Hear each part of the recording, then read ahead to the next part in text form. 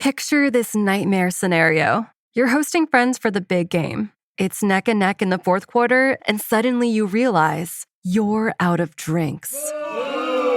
Don't panic, because you can save on a huge selection of beer, wine, and spirits, then get them delivered to your watch party with Drizzly, the go-to app for drink delivery. Download the Drizzly app or go to drizzly.com. That's DRIZLY.com. Must be 21 plus, not available in all locations. Get the home field advantage every time with Fairfield by Marriott, official hotel partner of the NCAA. Whether you're a student athlete working toward your championship dreams or your team's biggest fan, Fairfield by Marriott has everything you need to get ready for game day. From comfortable guest rooms to complimentary hot breakfast, Fairfield is part of the Marriott Bonvoy portfolio of hotels and official hotel partner of the NCAA. Visit fairfield.marriott.com to book your next game day stay. The mistletoe margarita, the Scrooge driver, the North Pole punch. Which drink is best for the holidays? The answer? All of them. And luckily, you can get everything you'll need delivered with Drizzly, the go-to app for drink delivery. Whether it's classics like Bullet Bourbon, Don Julio Reposado, or Kettle One, or something new. Fruitcake flavored tequila, anyone? Okay, maybe not that, but you can get the drinks you do want to match any holiday festivity on Drizzly. Sending a gift to your family, friend, or coworker? Hosting some friends for an ugly sweater party? Restocking your bar? You name it, and Drizzly has you covered. Shop curated gift guides, get recommendations from experts, and more on Drizzly. So, what's it gonna be? Download the Drizzly app or go to drizzly.com. That's DRIZLY.com to choose your drinks today. Must be 21 plus, not available in all locations. The United States Border Patrol has exciting and rewarding career opportunities with the nation's largest law enforcement organization. Earn great pay, outstanding federal benefits, and up to $20,000 in recruitment incentives. Learn more online at cbp.gov/career/USBP. Welcome into The Verge, a show which covers the Baltimore Orioles minor leagues. The Verge is part of BSL Radio. Baltimore Sports and Life is dedicated to analysis and discussion on the Orioles, Baltimore Ravens, and the University of Maryland. The site has a team of writers providing coverage of those teams and houses live streaming content weekly. Join the conversations at the message board, like BSL on Facebook, and follow BSL on Twitter.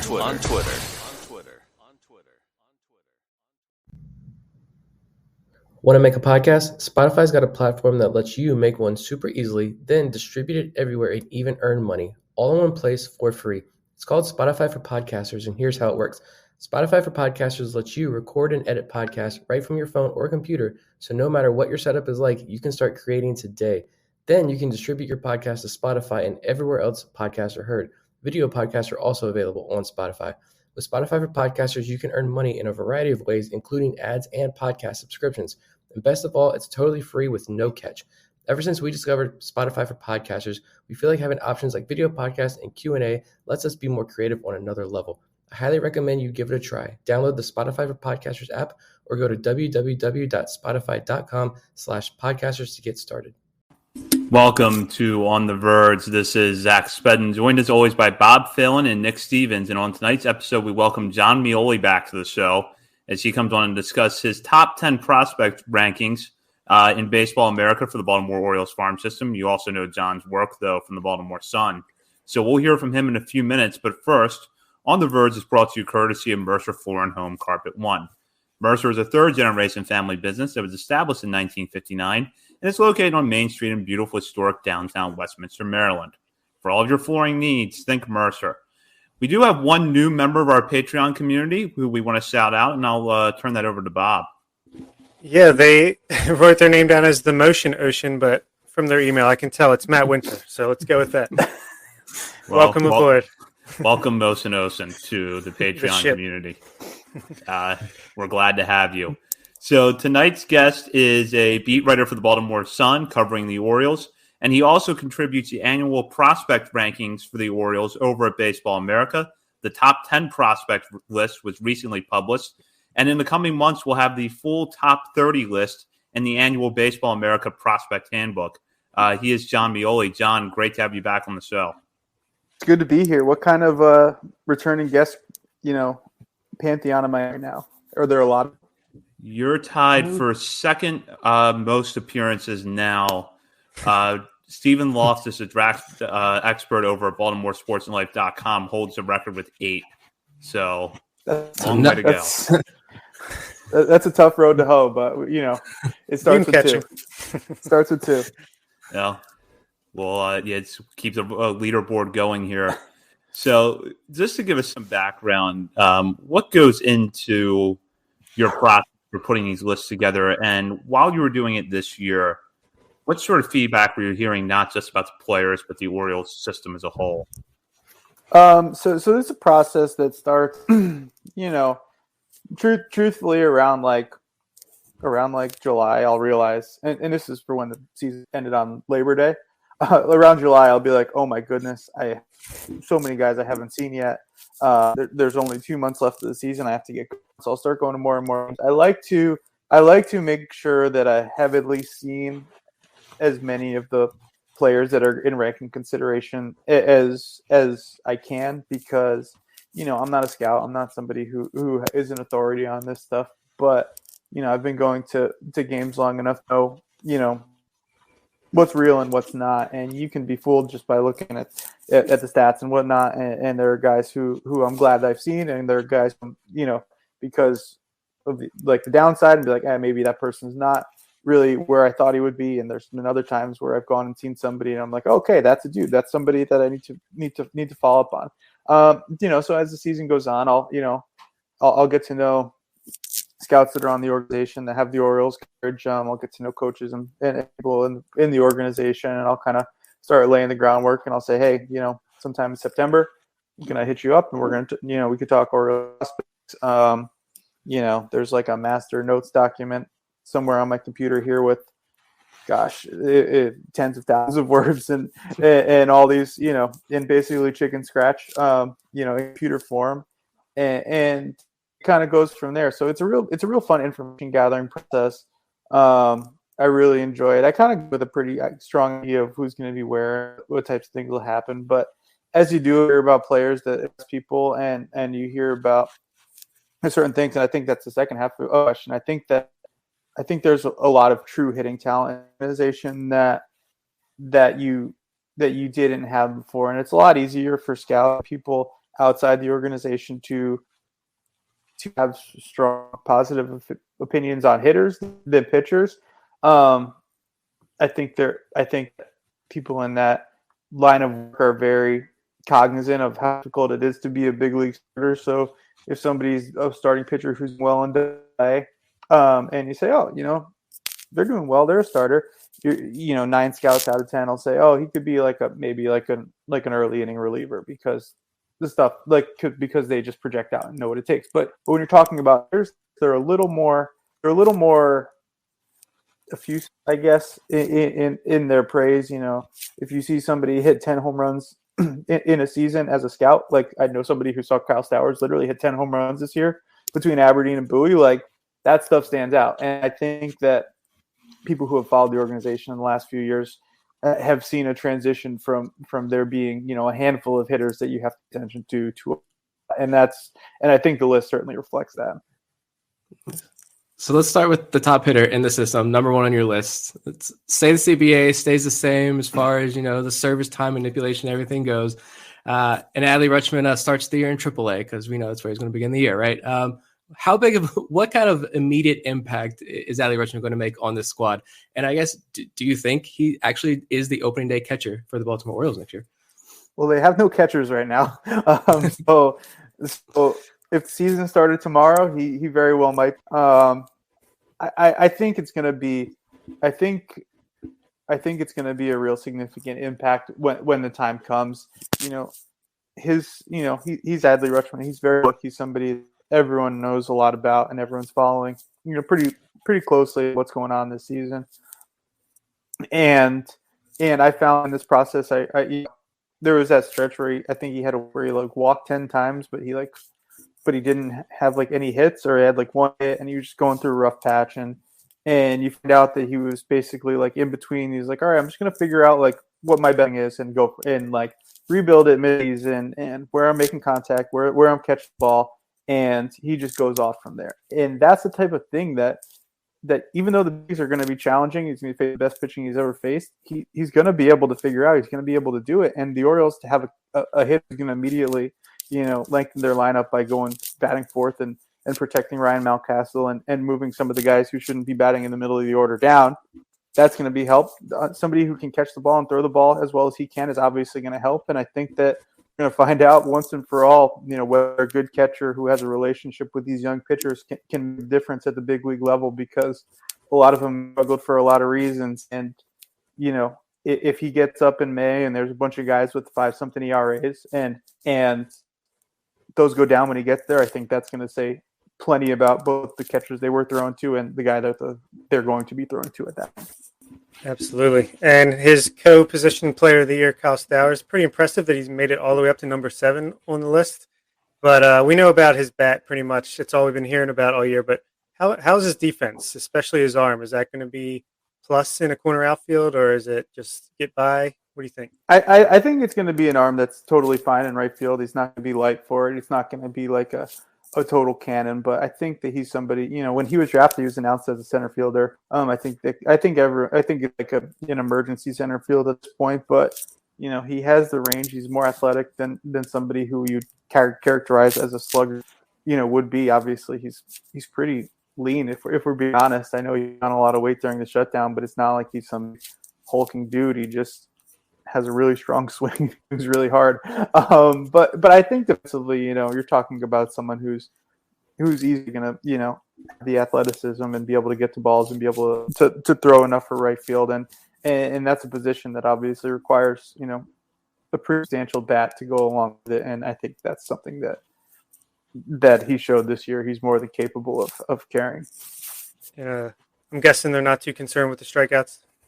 Again, you learn things as you're going through this process. I know that, every hitter that I talk to, and I'm sure you guys have followed along, talking to the members and talking to them yourself, everyone's talked about how they're rated on their swing decisions and chasing. So when somebody like Kyle Stowers comes out of college and you're like, oh, this guy hits the ball really hard and he strikes out a lot, and you think it's a swing decision thing, and it turns out with him it's more just, when he does make contact in the zone, he obviously kills the ball. But there are some holes in swing that I think they're working to address, and I think that when we're talking about in zone swing and miss, that's something that might always be there, but there were times in the season when it wasn't, and there were no areas where pitchers knew they could attack him, and those weeks where he's hitting 3-4 home runs. So I think that as he progresses and kind of gets into a swing that can still do damage in all the parts that it does and protect the where he traditionally hasn't.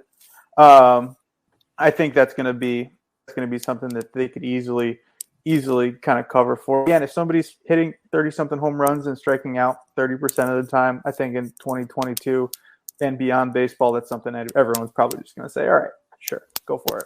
The next 30-30 hitter for the Orioles. Yeah. So switching over to pitching, DL Hall was giving the best fastball in your rankings over at Baseball America. What about that pitch separates it from some of the other fastballs that are in the system, especially the one that Grayson Rodriguez throws? Yeah. So that was something I've gotten a lot of questions about. I addressed it in the BA chat. That comes from the different people outside the organization. I think that where it really comes down to is the overall movement on it. Grayson Rodriguez's fastball, when it's at his best, is a perfect modern day hoppy fastball. I don't know that it always has those the best characteristics of it all the time.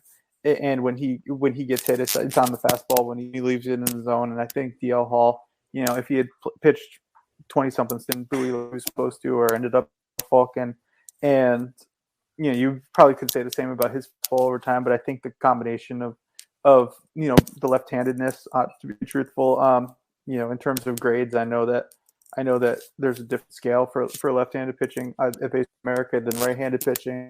And so I think when we're talking about velocity, some of the movement of the life to it, I think it's just a little separator. But if they could share it, they would share it. There were a couple that I basically had slashes for up until the moment I hit send, and you just kind of go with one, and you strike through somebody, and I threw Grayson, and I left the hall there on that one, and but we're talking about like splitting at this point. Just got to pick somebody. Yeah.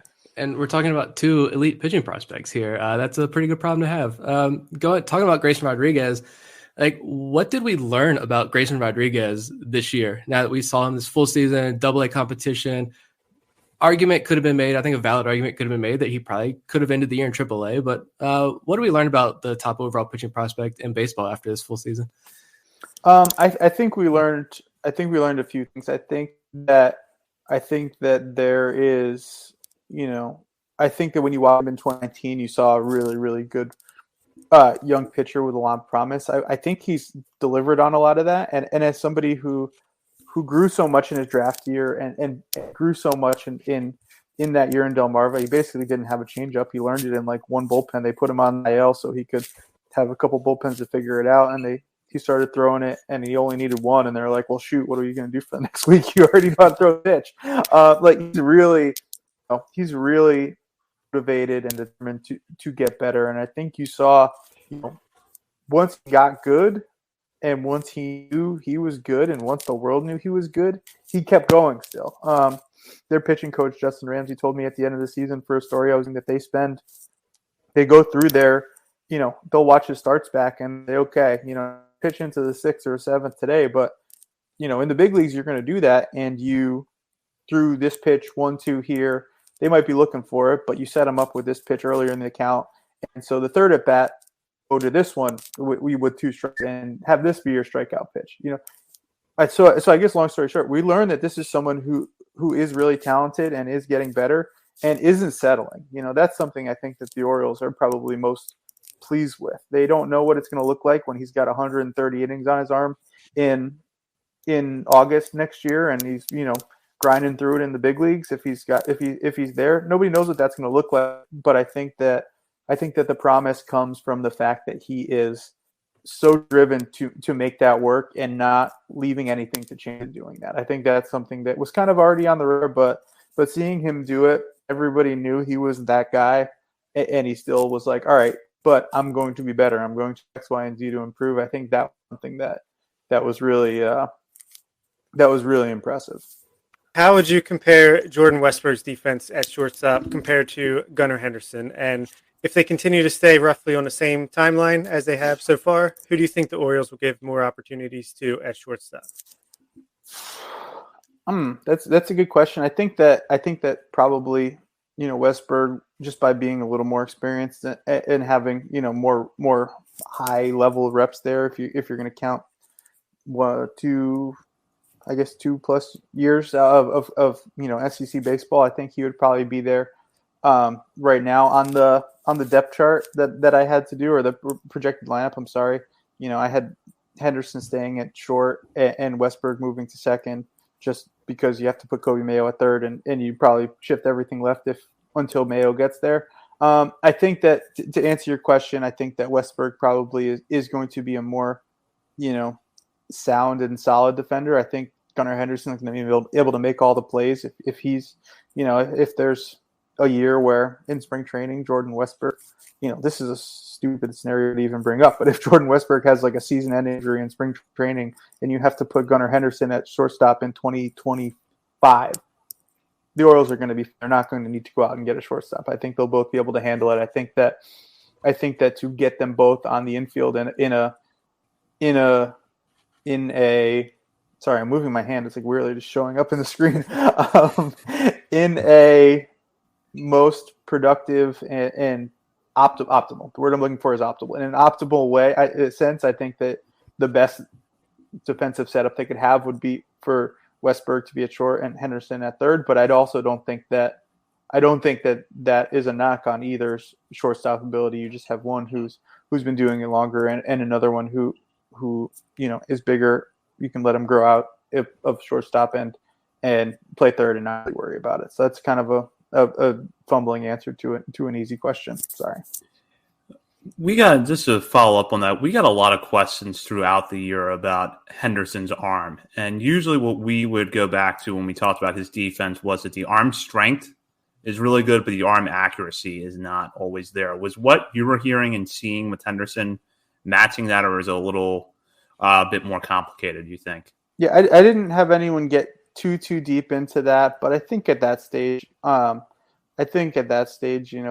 you're talking about, people's arms and you're talking about, whether the arms are going to play. I don't have like how many errors or throwing errors he had in front of me, but guys who can't throw don't make throwing errors. They just don't throw the ball, and the ball doesn't get there. Somebody like Ryan Mountcastle, like I don't believe he made a ton of throwing errors. I just don't believe that he got to the balls that one would make throwing errors on.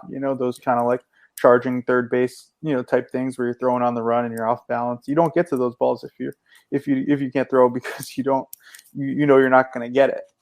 So if that's what it's in relation to, I would say that, but it wasn't something that anyone really harped on. And my, the times I did see him, I didn't see anything that was a huge red flag in that personally. Going back over to the pitchers, Michael Ballman and Kyle Bradish, if either of them was in play for a fifth starter role next year, who would you think would be more likely? And then long term, do you see them as starters or relievers? I think that Bradish will get added whenever they have to add people for the Rule 5, so they'll both be on a level playing field there. I'm interested to see, given that Baumann had to come up after a handful of AAA starts, whether they say, all right, pull it back a little bit. Like, let's let you build this, let's let you start, let's you use all your pitches in AAA, and then we'll get you up when the time is right, versus somebody like Bradish, who had basically a full season in AAA, and I know got better as the season went on. He got a little bit more aggressive with his pitches. He started to just himself as opposed to trying to be perfect. He just tried to be, who he is and attack with what he has. And I know the Orioles were happy with that. So I think that all those guys, I think that probably Bradish would be somebody who you'd see in that fifth starter mix. I do think that the Orioles would probably be eager to give, as many rotation opportunities as they can to the guys who are on that show this year, just because at some point figure out who those guys are. And they've shown that if somebody pitches themselves into rotation like Bruce Zimmerman did this year, they'll let him do it. They won't say, okay, you were supposed to be in the rotation, on February 1st. So April 1st, you're here. If you're not pitching well, you're not going to be there. So I think Bradish is going to have every opportunity. Long term, I think that Bradish's ability to use all his pitches comfortably, not to say he's where the Orioles want or where he would want on that. I think his ability to use all of his pitches and willingness to do so gives him a little better rotation chance. I think there's a lot more skepticism outside the organization than inside that will be something that can happen quickly. Whereas Baumann, he was a 4-pitch pitcher in 2019 when he was at Bowie. He's obviously had a great fastball and his slider was unfair, but he'd throw a changeup, he'd throw his curveball, and he really didn't throw those pitches very much, as he was getting back to himself this year. So I think that there's a lot more work to be done to get back to kind of the ceiling that he had in 2019. So I would say in terms of long-term starter, you'd probably be looking at Bradish as someone who was a little more sure to be that than Baumann. Nice. Follow up to that though, Baumann, I don't know if you, based on your conversation with people, if but with Baumann's end of the year and kind of his slow progression back into the going full swing of things last year after the injury, was it just more like a mental thing for him, or was he still trying to work over something physically last year, or do you have any idea on that? I don't have I can't make a chart right here and say it was X amount, like his arm hurt, and X amount he was worried his arm hurt. Everyone kind of follows these things, know that when someone has a flexor tendon strain and comes back to pitch, there's a lot more people in the bucket of people who did that and blew out and needed surgery than there are the people in Mike Baumann's bucket who rested and rehabbed and came back and were able to pitch basically a full season healthy. So if that was in the back of his mind, really unclear. If that was something that he was worried about, unclear. I think that just having not having a normal spring training and not having the consistency of pitching that he would have had going, into March and April and kind of coming in slow when the season started. I think that had a lot to do with it too. He does, he's athletic. He's a big, strong kid, but he doesn't have like the cleanest and most repeatable delivery if he's not to it. And I think there was a lot of thought within the organization that he spent a lot of time trying to find that, and whether it's he didn't trust it physically, who knows, whether it's him, needing to just mentally get back, whether it's just reps to get back into his delivery. There are a lot of reasons, but I think that towards the end in Bowie, you saw that a little bit. He wasn't the same, dominant he was when he was in Bowie in 2019, but he was getting back to it. He was figuring out how to be effective in it. And then he went to AAA and he did a pretty good job. But then he came to the big leagues and he learned the lessons that pitchers learn in the big leagues, which is when you make your pitches, you'll be all right. And if you leave pitches over the plate, you're going to be holding your glove up and get. I don't think there was a ton of concern that he's not healthy. I think that the Orioles are very hopeful that now that he is healthy and he can have a regular offseason routine, he's not resting anything, he's not protecting anything, he can just do what he would normally do in the offseason, stay feeling his delivery, get into that rhythm. So come February, he is the guy that's a lot closer to the one he was in 2019 than this year. Go back to the young hitters. On Baseball America's podcast, they noted that just one batted ball over 110 miles an hour kind of puts hitters into their own separate category here when it comes to power. And last week, we heard with Kobe Mayo in the interview that said he had a couple at 111, 112 miles an hour. How high is the organization on Kobe Mayo? Because I think he's an extremely special prospect personally, and I love watching this kid play. What do the Orioles think about him? Yeah, they obviously are really happy with how his went. And truthfully, part of the reason, I told you I had I had the list, kind of mapped out in my head, like in the teens. And then I talked to somebody who had seen Delmarva, and he asked if Kobe Mayo was in the top 5. And I was thinking to myself, I was like, no. But then I thought about it, and I'm like, well, he's not in the top 5, but are we selling the fact that he started in the FCL, which he might not if he didn't get hurt? Are we selling that short a little bit? Is this somebody who would have had a better season and just ended up being fortunate to the extent someone can be fortunate to have an injury and need to be in the FCL and remake himself? So I think that having seen that went into drafting him, I know the scouts spent a ton of time on him because you don't see somebody who hits the ball that hard come around very often. As an amateur, he didn't get the ball in the air very much. He'll be the first to admit that. He's somebody who, he wants to hit the ball and he wants to hit it over somebody's head. And if it goes over somebody's head, there's a chance it goes over the fence. He's the first person to admit that, but he wasn't always that guy as an amateur. But the Orioles kept on him. They followed him around showcases. They tried to see him, when his team was playing during shutdown.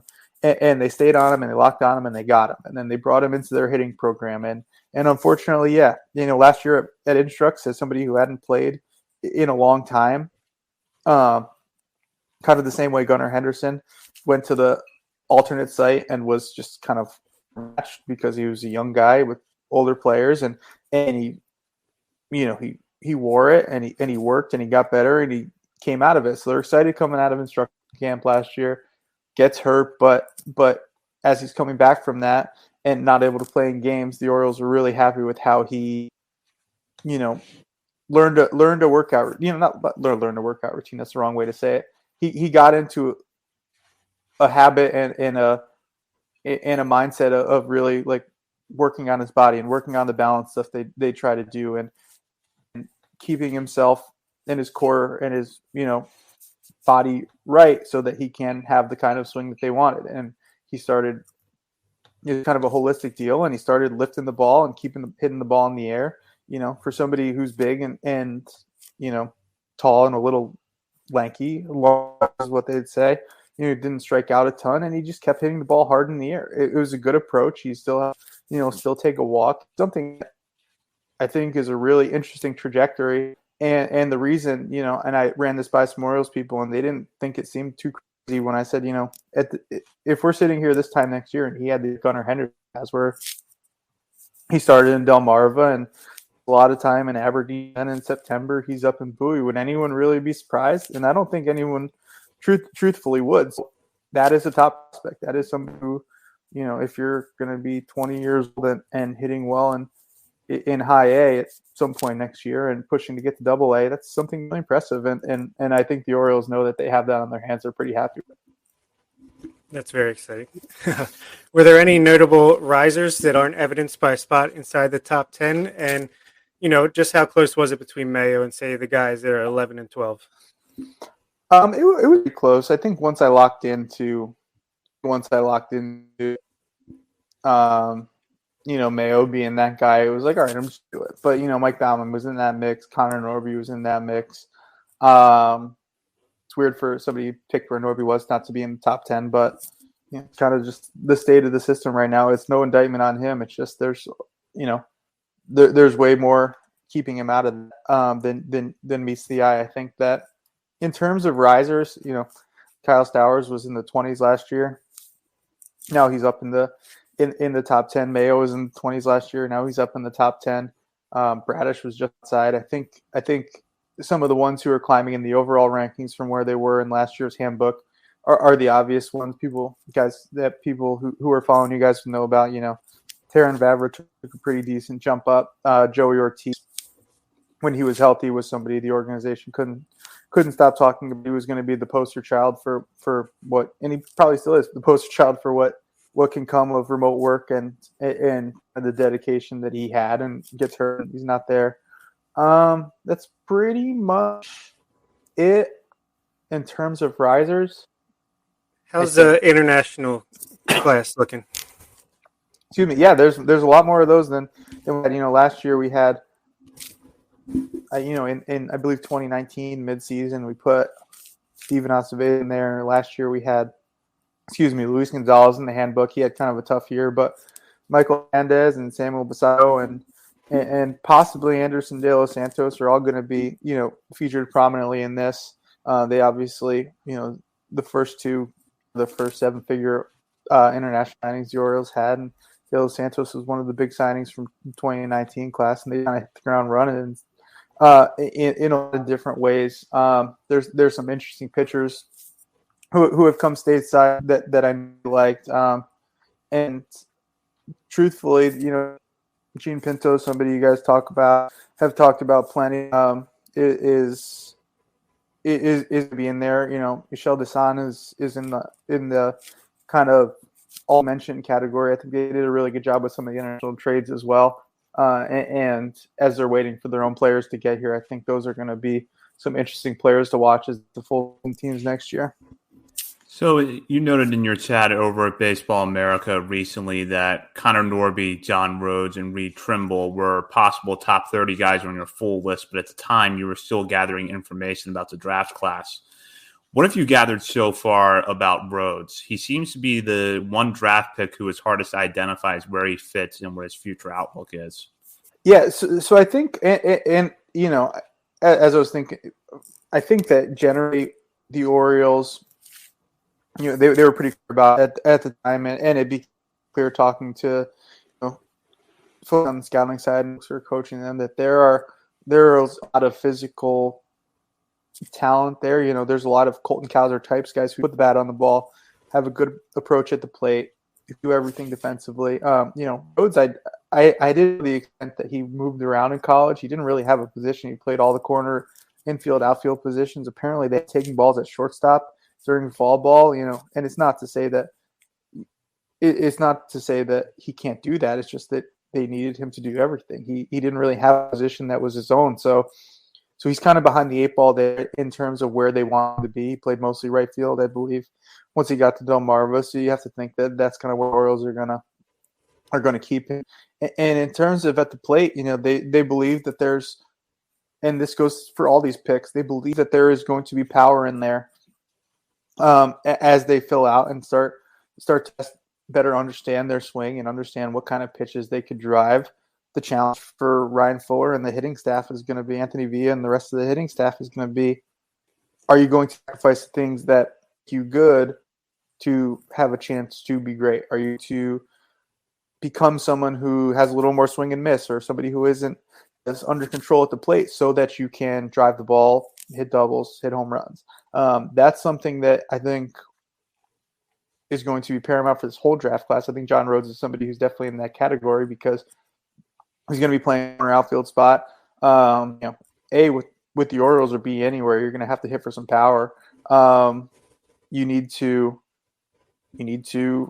be able to drive the ball. You need to be able to lift the ball. And there's going to be a lot of work done in the coming months, year or so to get these guys to the point where they are best, getting off their swing and not sacrificing any of the discipline that made, and the contact ability that made them, attractive to the Orioles at this point. Looking at a guy they drafted a couple years ago now, he's back on the field, Heston Kjerstad. It's been really amazing to see all the reports of Kjerstad back to baseball activities. I know the Orioles are pushing out a bunch of content the other day, interviews. Love seeing that. Is he full go for next year? And do you think his timeline is delayed, or do you think the Orioles believe that they can play catch up over the next year or two and get him back to where he probably could have been if he didn't miss all of this time? I would say that the way they handle this year, and maybe it'll be different when he is, as you say, full go. I think that he's pretty close to doing everything that he needs to do. That was the impression I got from his Zoom call. They were so cautious and had so little expectation this year as to what it could be or what he might need to do for his development. They weren't really concerned about that. They just wanted to make sure he could get to this point where he was healthy and able to do this stuff in general. I think that if he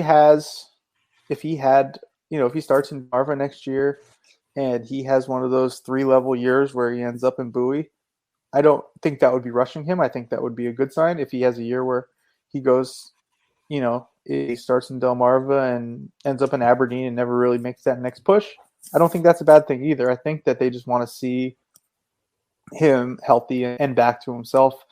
Fortunately for them, and possibly unfortunately for him, it's not like there's a gaping hole in right field that he needs to fill, and that they had him penciled in as doing this in 2022.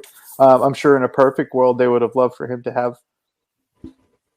a Jordan Westburg type year and kind of make that 3-level jump the way that he did and be somebody who's in the major league mix for 2022. But, Kyle Stowers kind of did that for him, and they already have a million outfielders in the big league, so it's not really a concern right now. I think they just want him to get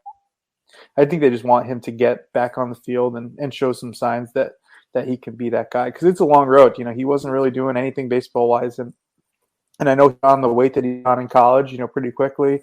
His signing scout said that from the time that, they looked at him as a high school kid in the draft to the time he showed up at Arkansas, for fall ball to talk to some of their draft eligible players that year, all of a sudden Heston Kjerstad was jacked. And he's like, oh, wow, I should have drafted him. So we know he can put on muscle quickly. It's just a matter of how quickly he can get it back and start feeling the way he used to. Speaking of the abundance of outfielders, Zach Watson was one of them who took a big leap in 2021. But he may have been the most surprising because he hit 21 home runs in 2021. It was the 21 type of thing. You have him listed as the best defensive outfielder in the system right now. Just how much has his stock risen over the last year? I think it's risen a lot. He's somebody that it's very, when you talk about people who the Orioles, have drafted and what they're looking for, they like people who can control the strike zone and don't strike out a lot. And he's kind of the opposite of that in some ways, but you can't deny the power. You can't deny, what he did offensively. You can't deny the speed, and you can't deny that he plays a real center field. So it doesn't really matter that he doesn't fit any kind of special, archetype, but he's absolutely somebody who's put himself on the radar and has a chance to make that push. I'm fascinated to see what the AAA outfield is going to look like next year, because there's a lot of guys who need to be in it, and there's a lot of playing time that needs to go around. So I'm really fascinated what that looks like, but he that deserves to be in that mix just by virtue of what he did here. I wanted to jump in real quick, Zach, before we ask that next one. One more prospect focus question there from your list. On your chat, you noted your surprise prospect is still, or the under the radar prospect was Brendan Hanafy. listeners of this show, followers of mine, know that Brendan Hanafy is my guy. I've watched this kid since I was like 12 years old dominate the basketball court, football field, the golf course, everything.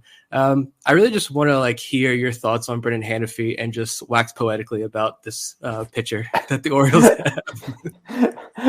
have. Yeah. So he, I was actually looking at I was actually looking at that at last year's rankings and like the 31 through 40. I know I wrote up Hanafy. He was like the last guy, and he got bumped off for trades or something or other. But on the 30 through 40 thing, I just had the big letters like sleeper.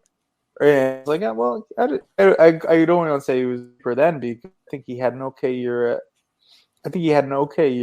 at Frederick in 2019, but he kind of got away from himself. He was trying to be a lot of different things other than Brendan Hanafy. And the Orioles, I heard about it last year as we're putting this together, about all the work that he did and all the strides that they thought he made, and in kind of having his sinker be consistently the good sinker, and bringing his breaking ball and having the weapons outside the sinker to be a really effective starter. And obviously, anyone who saw him in Delmarva or followed him earlier, scouts outside the organization get that, and they love it. They see like a guy who pitches like he's 35 when he's and has, he's a big leaguer from the neck up, as they would say.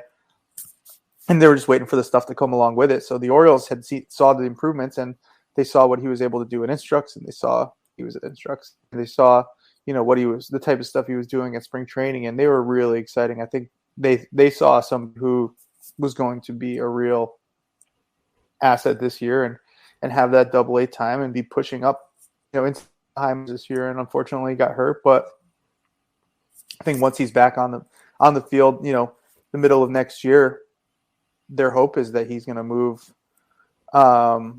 He's going to move pretty quickly and be in the high minors by the end of the season and be back in that mix of the next tier guys. Right now, it's just hard to say, coming off of surgery and the, still having the taste of what happened in Frederick and South. But I think that's something that once he's back and healthy, I think the Orioles are really excited for what it'll look like. Love it. We have a few major league questions to get to in a moment, but I did want to ask about Colton Cowser, because it didn't feel like a discussion really on the top 10 or on outfield depth would be complete without him. He really dominated between the Florida Complex League and Delmarva this year, but given how advanced he seemed coming into the draft, that wasn't terribly surprising. So what have you heard about Cowser since he entered the Orioles system, and what do you think that they're really going to be working on him with over the next season or so? Yeah, I mean, anyone who watches him at that level saw somebody who could clearly hit, who clearly has the ability to get the bat on the baseball. Like we mentioned with John Rhodes, with him, I don't think we're talking about a slouch. Cowser hit like 16 home runs this year in college, so he's not somebody who can't hit the ball, but he doesn't have the traditional loft to his swing that someone who hits runs would. I think that's going to be something the Orioles are trying to work with him on a little bit. It is getting a little more swing and having him, get under the baseball a little bit more. I don't think it's something that's going to be a challenge. He's somebody who, has kind of barrel control and ability to bat on the ball the way that he wants to, that he'll be able to do it. But we're also not talking about, sometimes you talk about people who need to do that and they don't hit the ball hard. He hits the ball hard. He just hits it on line everywhere. And I think that's something that they're, they went into this with their eyes open, thinking that it was going to work out. If they got him, that he would be able to do this type of stuff. And I think there's very little evidence so far that they're wrong in that thought. I think it's pretty clear that, he's exactly the kind of hitter that they thought he was. I know they love, the kind of kid he is. I think a big part of this 21 draft class, that, considering themselves, a little team with their Kobe Mayo from the last draft class mixed into it. I know that I think he's been everything they want. And, given what he did, I'm not sure that he's going to be very long for whatever level he starts at in 2022. I think it's going to be, as long as he can continue to be himself, I think this is somebody who can move pretty quickly. So looking now at the major league side of things, we're really kicking off the offseason now. When you look at the free agent rankings and the contract predictions that are coming out, there appear to be some relative bargains that could fit the Orioles' short-term needs if they're willing to get into that $6 to $10 million per year range over a year or two. Do you think that's a possibility, or do you think they're not really ready to commit that type of money yet? I would be surprised to make any of those kind of moves. I think if somebody's going to be here for the long term, if the right player is willing to take the contract the Orioles are willing to offer them, then they'll do it. But I think that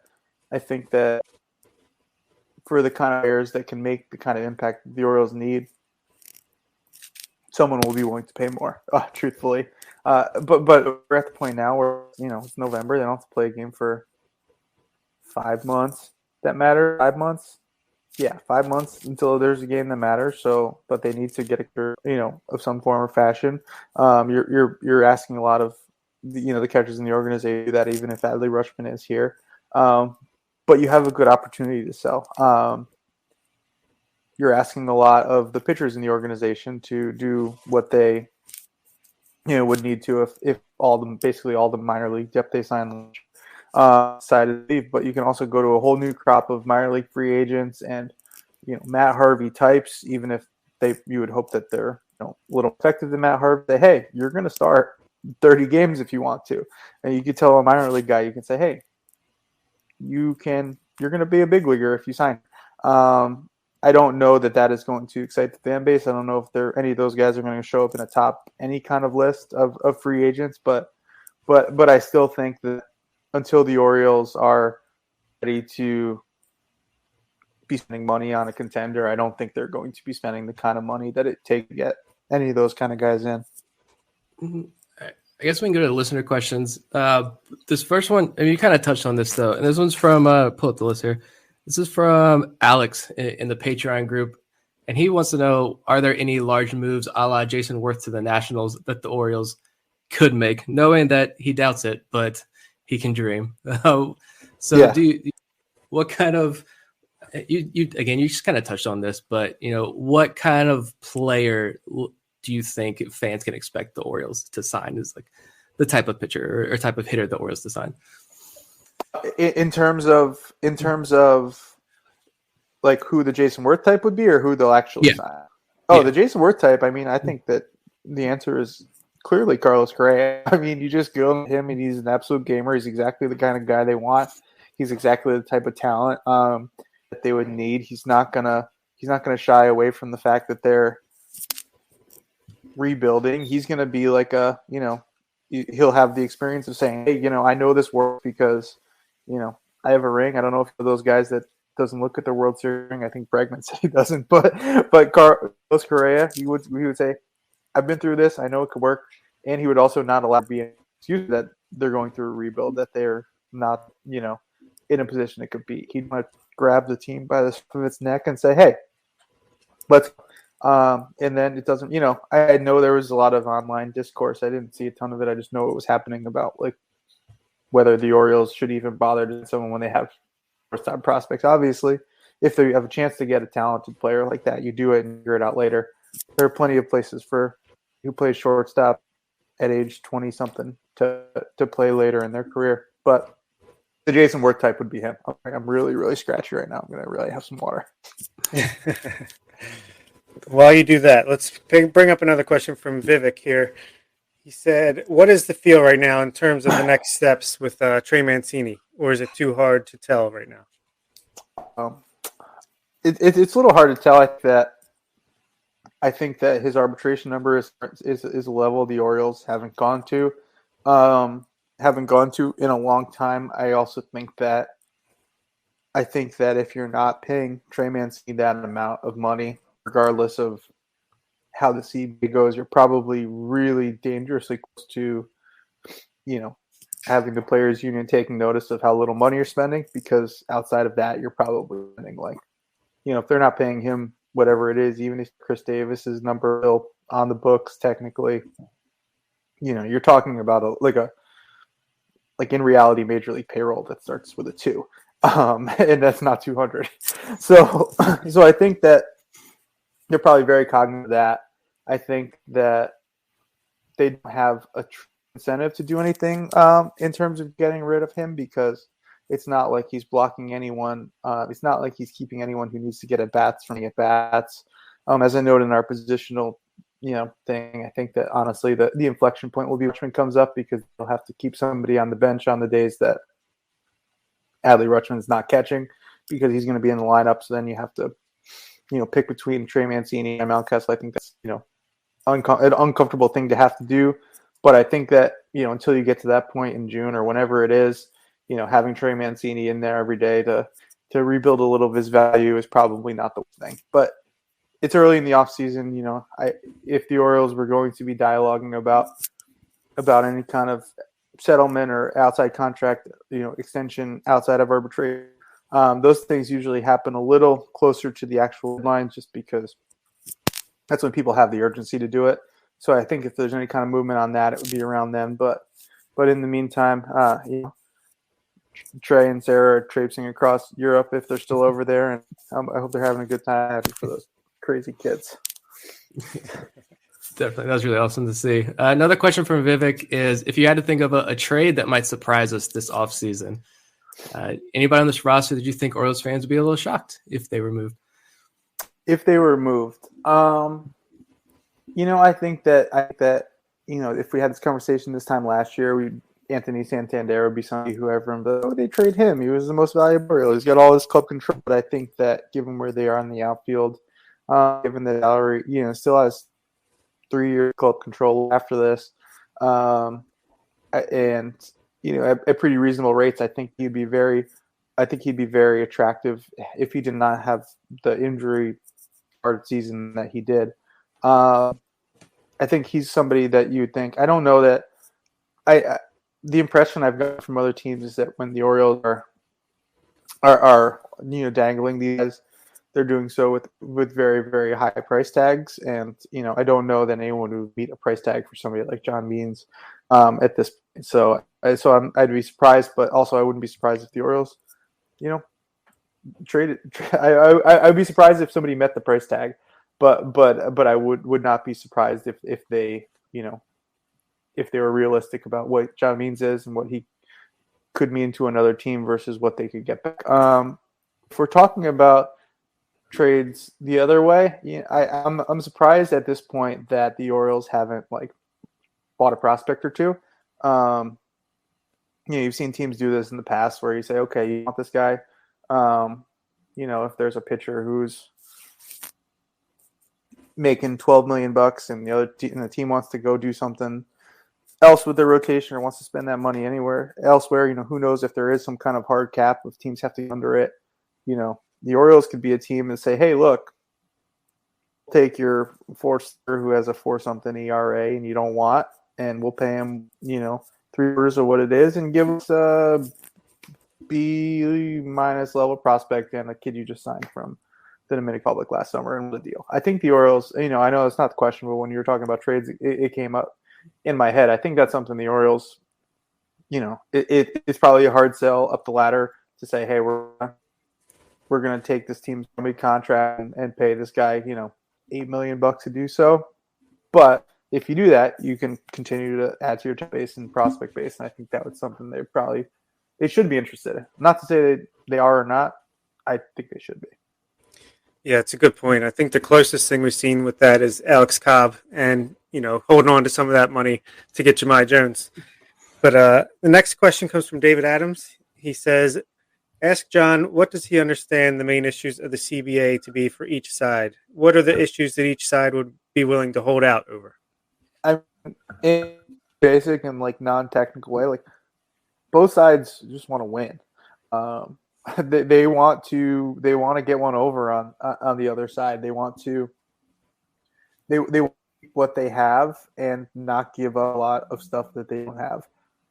So the players are going to fight fiercely for not having a salary cap, for not having kind of spending limits on the upside or side, for how teams distribute money that they make off the backs of the players. I think the owners want those kind of salary controls. Think that the owners want to keep, probably, if they're being honest, the arbitration system that pay $600,000 to somebody who wins the MVP award because he's just a young talent, and you don't have to pay when he's not that talented, when he's on the downside of his career. Excuse me. So I think those are really, going to be some of the sticking points. How players are paid, how early they're paid, and how much they're paid are going to be the things that the players want changed quickly, because there's a lot of people in the Players Association and more every year who are making minimum. By the time they can make some real money, teams don't want them anymore. So they want to change that. They want to make sure that money is evenly distributed. And I think the owners are just going to want to keep salaries down however they can. They have a pretty good system to do that right now. So I think it's going to be a little ugly. Like I said, both want to win. So here's a question from Carl. Of the new flock of players for the international markets, Michael Hernandez, Rangel, Acevedo, etc., who can we expect to see on Delmarva's opening day roster, if any? I would say that anyone who is in the AL this year, it would be pretty natural for the game performed well enough to warrant a promotion. That Rangel would be one. You probably have Pinto as counting as somebody there, the guys that got called up in August. Or September or August or late in the season would be part of that. So somebody like, Moises Ramirez would probably be somebody. I know he hit pretty well in the FCL if I'm remembering correctly, because there's also going to be people coming over from Latin America of that big 19 group and all the players from 2020 that need to be part of that also. I would say one who was on the FCLs and had any modicum of success will be starting in Delmarva, because truthfully I'm not sure how many of the position players who ended the season will be back. You assume a Kobe Mayo will be, but not. Cowser probably not. Is a Connor Norby there? Who knows? Is like a Dante Williams, somebody who's that experienced? You need him there. Who knows? So I think there's going to be a lot of spaces to fill, and I'm interested to see just how many of those guys who ended in Delmarva would come back. That would kind of influence how many spots there are for those players who spent a lot of time in the FCL as well. Well, John, we always appreciate having you on the show. So can you tell our listeners just about what you have coming up over at the Baltimore Sun, and then when we can expect the prospect handbook to be out? So it's pretty downtime. We had a nice roster review recently. Now it's just going to be kind of following the news. Probably look at some of the possible additions the Orioles can make, given that they have no catcher and very few pitchers and a lot of outfielders. But that's pretty much it on their 40-man roster. Things kind of settled. There's a lot going on with the Rule 5 protections. I know that's always not exciting, but it's always hot button time, because obviously people are going to get protected who they like, and people who they like are get left to chance. There's an injured who maybe had down years who they're willing to take a chance on. I think that's just where they are. So we'll be some role type stuff, some roster type stuff, and then the rest of the handbook, I believe it ships in like January. Sounds right. Yeah, it sounds right. Yeah. The Orioles, full top 30 is due today. Send on that very shortly. But I know there's other ones that are due like rolling into like December. So I think January sounds right. I know they get 5 picks in there, I know for sure. So if there is Rule 5 draft, that'll probably be where they're making those moves, and then it'll be soon. Well, John, thank you again for coming on tonight. Yeah, no, very sorry. I'm sorry I can't talk right now. No worries. Oh, my internet was for that. The internet was good. Your internet was all good. Right. Yeah. One out of two. We'll be back with a new show next week. On the meantime, you can follow us on Twitter at BSL on the Verge. One transaction item to note from the Orioles, they did claim right-handed pitcher Brian Barker off waivers from the Toronto Blue Jays. That now leaves the 40-man roster at 32 players. We'll know here in the coming weeks who the Orioles are going to protect from the Rule 5 draft, if we do have a Rule 5 draft here in the next month or so. Be sure to check out BaltimoreSportsAndLife.com for all the latest articles. Thank you to Jon Meoli for coming on tonight's show. Thank you to Bob and Nick. And we'll be back with a new show next week. And until then, this is Zach Spedden. You've been listening to On the Verge. Everyone deserves to enjoy a McRib at least once in their lifetime. Because when you're this saucy and tangy and tasty, a life without one creates a serious case of FOMO. The McRib is back. Don't miss the classic you've been craving. Get a McRib, Filet-O-Fish, or Big Mac, and get another for $1. Or mix and match. Prices and participation may vary. Valid for item of equal or lesser value. Cannot be combined with any other offer. Ba-da-ba-ba-ba.